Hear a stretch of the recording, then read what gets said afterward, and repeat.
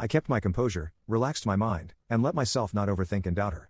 I headed towards the living room and started preparing myself for tomorrow's case, but my mind was still revolving around those spots and how she got them.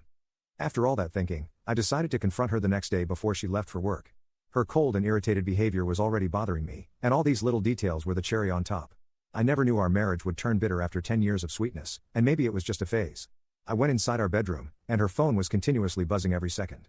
My mind was questioning who could be texting her, so I went to the desk and tried checking her phone. In our 10 years of marriage, Candace never had a lock on her phone, and this time her phone was locked. My thoughts again started haunting me, and I was thinking about our lives, our daughter, and everything we shared. I put the phone back on the desk and went outside to get ready for today's case.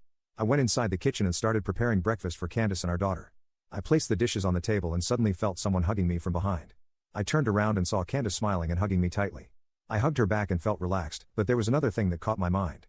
She always wore rose and vanilla mixed perfume, and today she smelled like men's perfume, and her hair smelled as if she had been smoking. All these little details made me not hug her back. She sat in front of me at the dining table, all smiley faces, and she was in a very cheerful mood. But I was not happy, so I asked her the reason behind her happiness. She told me she was happy because I made her breakfast.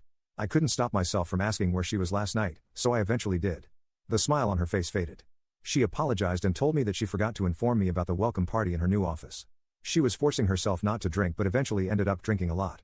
She looked frightened and suspicious. I asked her where she got all those spots on her back and when she started putting locks on her phone. She stood up, put her hand on her head, and started grabbing her hair like a crazy person. I ran towards her and tried to stop her. She was screaming and crying at the top of her lungs. I got scared by her behavior.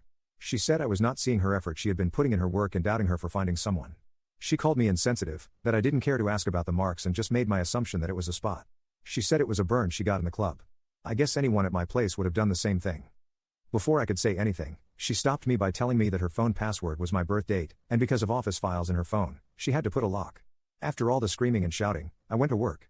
During my work, I couldn't stop thinking of different possibilities, and I wanted to talk to my brother James about it, but our marriage privacy was another thing that would make Candace more upset, so I just tried to forget it.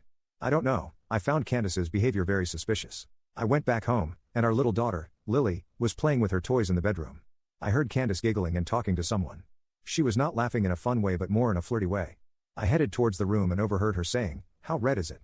What was she talking about? Giggling. As soon as I opened the door, she immediately hung up the call and gave a fake laugh. She got scared. I asked her to whom she was talking while pretending to be searching for something. She shrugged off by saying it was just a friend and left the room. Nope, it wasn't just a friend. There was indeed something going on with the way she was acting and making me into thinking differently. Update 1. It's been 3 weeks since my last update. It was pretty hard for me to do anything after seeing those spots or whatever she called it. Let me tell you guys, my instinct was right, and I was not overthinking.